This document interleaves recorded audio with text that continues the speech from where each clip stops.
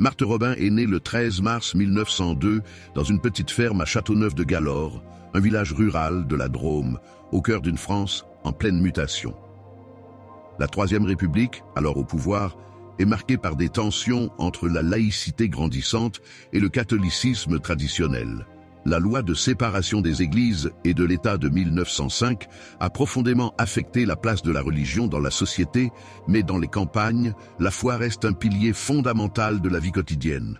Ce contexte a façonné l'environnement dans lequel Marthe grandit, une époque marquée par la simplicité rurale et une spiritualité intense, mais aussi par les bouleversements économiques et politiques de l'après-guerre.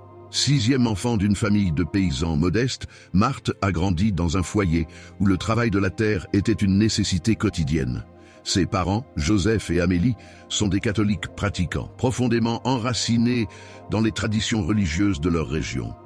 La vie dans la ferme familiale est dure, rythmée par les saisons, les travaux agricoles et les célébrations religieuses. Mais le foyer des Robin est aussi marqué par la douleur. Plusieurs de ses frères et sœurs meurent en bas âge, une réalité tragiquement commune dans les campagnes françaises du début du XXe siècle. Cette atmosphère, mêlant piété et résilience face aux épreuves, imprègne profondément la jeune Marthe. Dès son enfance, Marthe manifeste une foi vive et une grande sensibilité spirituelle. Cependant, sa santé est fragile et à 16 ans, elle tombe gravement malade. Ce qui semble d'abord être une simple grippe dégénère en une fatigue chronique et des douleurs persistantes. Malgré cette fragilité, elle reste une enfant joyeuse et pleine d'entraînement, partageant la vie simple de sa famille. Mais en 1918, alors que la Première Guerre mondiale s'achève, sa santé se détériore brutalement. Ce conflit mondial, qui laisse la France endeuillée et appauvrie, atteint également la Drôme. Le village de Châteauneuf-de-Galor n'est pas épargné. Beaucoup de jeunes hommes ne reviennent pas du front, et la vie quotidienne devient plus austère pour les familles paysannes. En 1928, après des années de souffrances intermittentes, Marthe est observée avec une encéphalite léthargique, une maladie rare et peu connue à l'époque. Progressivement, elle perd l'usage de ses membres, devenant totalement paralysée. À partir de 1929, elle est alitée en permanence. Incapable de se nourrir normalement, elle est réduite à dépendre des soins de sa famille.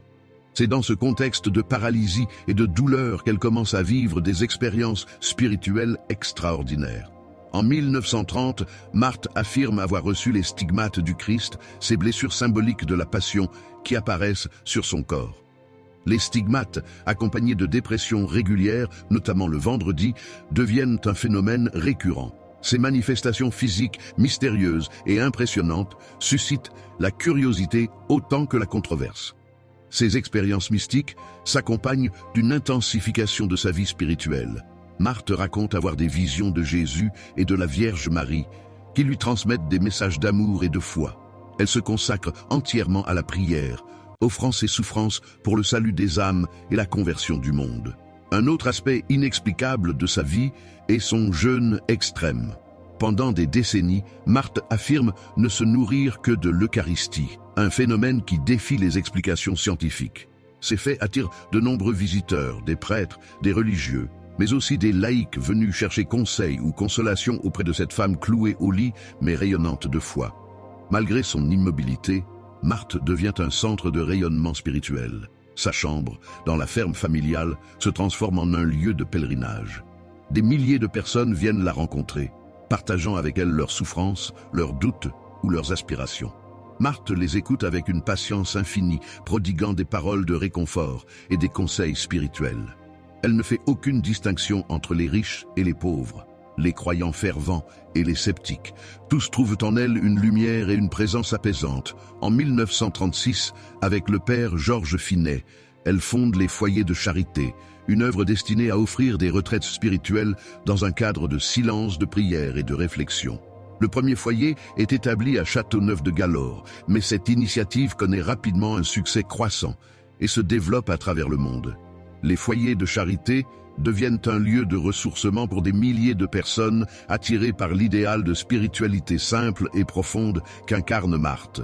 Marthe Robin a vécu toute sa vie dans le contexte rural de Châteauneuf-de-Galor, mais son influence s'étend bien au-delà des frontières de son village. Elle a incarné une foi vivante et une capacité à transformer la souffrance en une force spirituelle.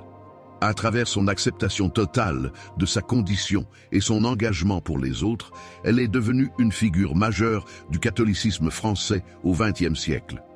Après sa mort en 1981, sa notoriété n'a cessé de croître.